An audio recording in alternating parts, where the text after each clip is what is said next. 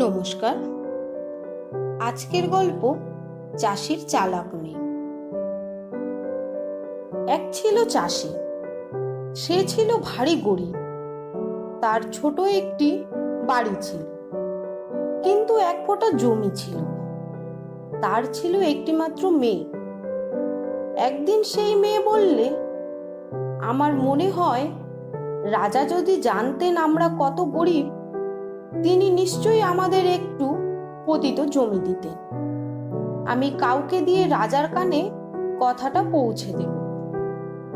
রাজা যখন শুনতে পেলেন চাষিটি কত গরিব, তখন তিনি শুধু যে তাকে একটু অচাষা জমি দিলেন তাই নয়, সেই সঙ্গে খানিকটা ভালো ঘেঁষো জমিও দিলেন।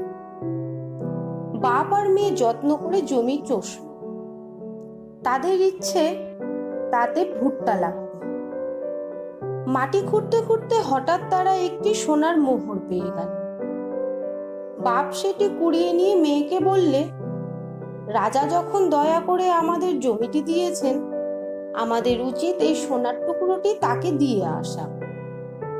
কিন্তু মেয়েটি বলল, না বাবা, এই সোনার কথা যদি আমরা বলি, তাহলে দেখো আমাদের বিনি পয়সায় খাটতে হবে, আর ভবিষ্যতে আমরা যা কিছু পাই সব দিয়ে দিতে হবে।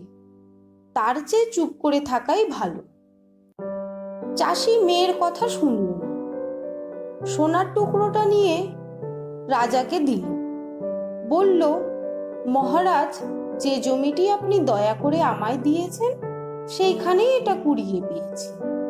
আমার কৃতজ্ঞতা আর সম্মানের চিহ্ন স্বরূপ এটা গ্রহণ করুন। রাজা সোনাটা নিজের হাতে নিয়ে জিজ্ঞেস করলেন, তুমি কি আরো মোহর পেয়েছ? চাষি বলল, আজ্ঞে না। কিন্তু রাজা বিশ্বাস করলেন না। তিনি বললেন, সমস্ত সোনা আমার চাই। তুমি যা পেয়েছ তার সবটা যে আমায় দেবে না, এ আমি জানি। কাজেই যাও, নিয়ে এসো। চাষি অনেক চেষ্টা করলো রাজাকে বোঝাতে যে তার আর সোনা নেই, কিন্তু হাওয়ার সঙ্গে কথা বললেও একটু ফল হতো। রাজা তো কোনো কথাই শুনলেন না। সেই গরিব সৎ লোককে জেলে পুরলেন। তাকে বলে দেওয়া হলো, যতক্ষণ সে সমস্ত ধন এনে না দেয়, তাকে ছাড়া হবে না। জেল রক্ষীদের বলে দেওয়া হলো, তাকে শুধু রুটি আর জল দিতে। জেলের কয়দিনের ওই বরাদ্দ ছিল। কিন্তু চাষি রুটি বা জল কিছুই ছুঁত না। সে শুধু কাঁদতো এই বলে, হায় রে, যদি আমি আমার মেয়ের কথা শুনতুম।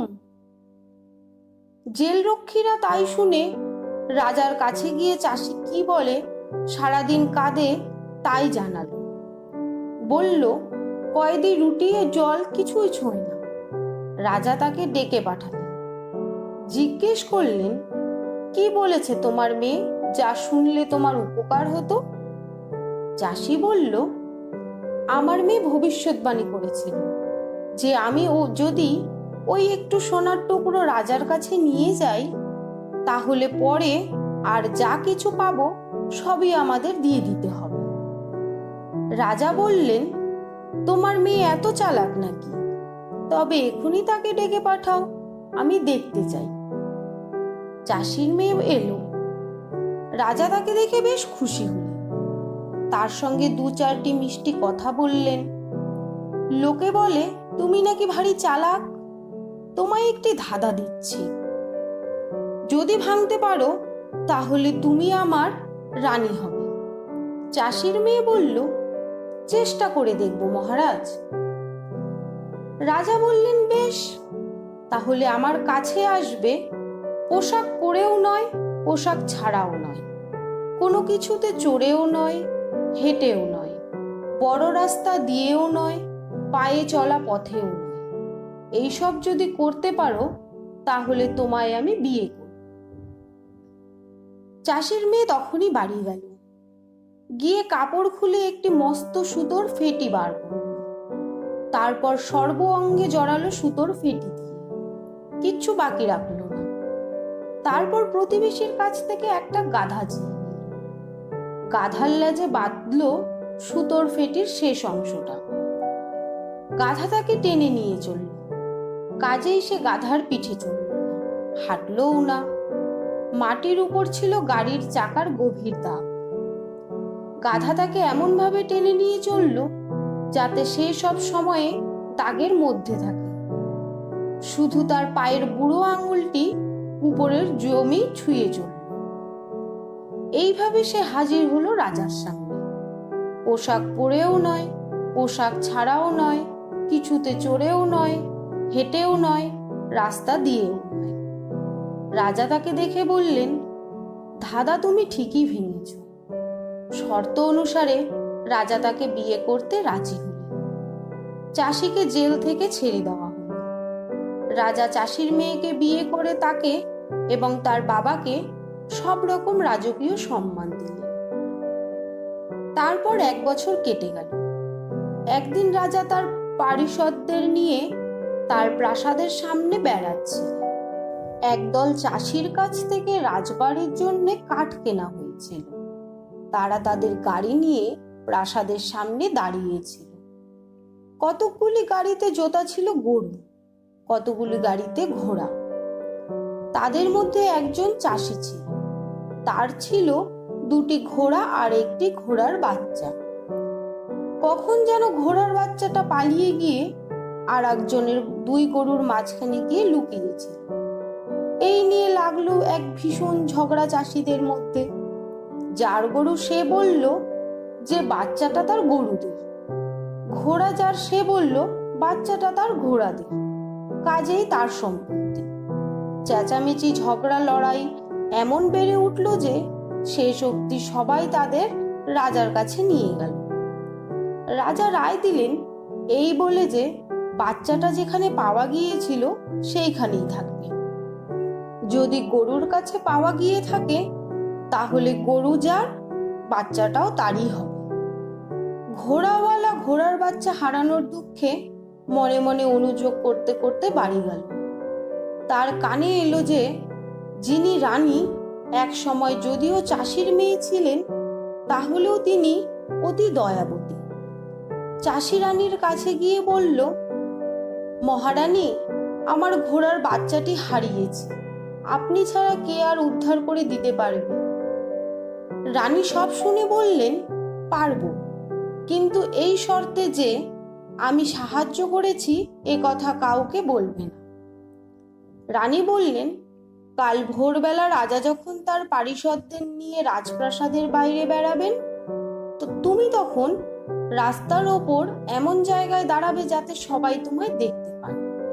হাতে একটা মাছ ধরা ছিপ নিয়ে, আর রাস্তার ধারে যে শুকনো নালাটা আছে এমন ভাব দেখাবে যেন তাতে কত মাছ ধরছ। ছিপ ধরে টান দেবে, রিলে সুতো গোটাবে, এমন ভাবে এইসব করবে যেন মাছ টোপ খেয়েছে। আর রাজা কিংবা আর কেউ যদি তোমায় জিজ্ঞেস করেন কি করছো, তাহলে তাকে আমি যা বলছি ঠিক ঠিক সেই উত্তর দিও। এই বলে রানী তাকে বলে দিলেন কি উত্তর দিতে হবে। কাজেই পরদিন চাষি রাস্তায় বসে শুকনো নালায় ছিপ ফেলে মাছ ধরা শুরু করে দিল। রাজা সেখানে আসতেই তার চোখে পড়ল। তিনি তার অনুচরদের পাঠিয়ে দিলেন জিজ্ঞেস করে আসতে উজবুকটা ওখানে কি করছে। চাষি বলল, কেন, মাছ ধরছি। অনুচর বলল, মাছ ধরছো? জল কোথায়?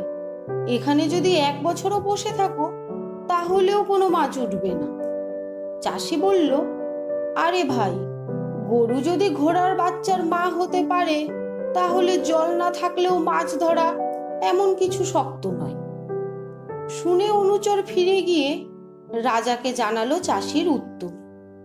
রাজা তাকে ডেকে পাঠিয়ে জিজ্ঞেস করলেন, দেখো, আমি নিশ্চয়ই জানি ওরকম উত্তর তোমার মাথা থেকে বেরোবে না। কে তোমায় শিখিয়ে দিয়েছে, শিগগিরই বলো। কিন্তু চাষি কিছুতেই স্বীকার করতে চাইল না যে উত্তরটা তার নিজের নয়। কাজেই রাজার সামনে তাকে সরিয়ে নিয়ে গিয়ে বেদম পেটানো হলো। তার ওপর অত্যাচার করা হলো। শেষে তাকে শিকলে বেঁধে রাখা হলো। শেষে সে আর সহ্য করতে না পেরে বলে দিল যে রানী তাকে বলে দিয়েছিলেন কি বলতে, কি করতে হবে। রাজা রাজপুরীতে ফিরে বিষম ক্রোধে রানীর কাছে গেলেন। গিয়ে বললেন, তুমি আমায় বঞ্চনা করেছ, একজন চাষির সঙ্গে চক্রান্ত করে আমায় অপমান করেছ। এখন যেখান থেকে তুমি এসেছো সেইখানে চাষি বাড়িতে ফিরে যাও। আজ থেকে তুমি আমার স্ত্রী নও। রাজা তারপর বললেন, প্রাসাদ থেকে যাবার সময় যে জিনিস তোমার সবচেয়ে প্রিয় তা সঙ্গে নিয়ে যেতে পারো, সেটাই হবে তোমার আমার কাছ থেকে বিদায় উপহার। রানী বললেন, মহারাজের যেমন অভিরুচি তাই হবে। তারপর রানী রাজার কাছে এগিয়ে গিয়ে বললেন, এখন আমি যাবার জন্য তৈরি। শুধু যদি তুমি রাজি থাকো, যাবার আগে দুজনে এক পাত্র করে শরবত খেয়ে যাব, সেই হবে আমার বিদায় পান। রানী এক পাত্র শরবতের মধ্যে ঘুমের ওষুধ মিশিয়ে রাজার সামনে ধরে দিলেন। রাজা লম্বা চুমুক দিয়ে পানপাত্র শেষ করলেন। কিছুক্ষণের মধ্যেই তিনি হলেন গভীর ঘুমে অচৈতন্য। রানী রাজাকে সাদা চাদরে ঢেকে একজন চাকরকে ডেকে পাঠিয়ে বললেন, রাজাকে তুলে নিয়ে গিয়ে ফটকে যে গাড়ি দাঁড়িয়ে আছে তাতেই শুইয়ে দাও। রানী নিজেও সেই গাড়িতে উঠে হুকুম দিলেন, আমার বাবার কুটিরে নিয়ে যাও। রাজা অনেকক্ষণ ঘুমের পর যখন চোখ মেলে চাইলেন, দেখেন তিনি একা।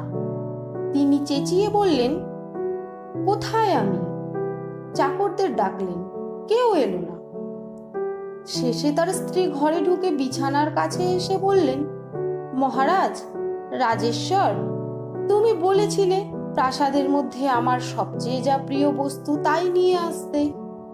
তোমার যে প্রিয় পৃথিবীতে তো আর কিছুই নেই, তাই তোমায় এনেছি। শুনে রাজার চোখ জলে ভরে এলো। তিনি বললেন, আজ থেকে আর আমরা কাজ ছাড়া হব না, তুমি চিরদিন আমারই থাকবে। রানীকে নিয়ে রাজা আবার রাজপ্রাসাদে ফিরে গেলেন। আমার গল্পটি ফুরলো, নোটে গাছটি মুড়ল। আমার এই প্রচেষ্টাটি আপনাদের কেমন লাগলো কমেন্টের মাধ্যমে জানাতে ভুলবেন না। যদি ভালো লেগে থাকে একটি লাইক ও সাবস্ক্রাইব করে পাশে থাকবেন। ধন্যবাদ।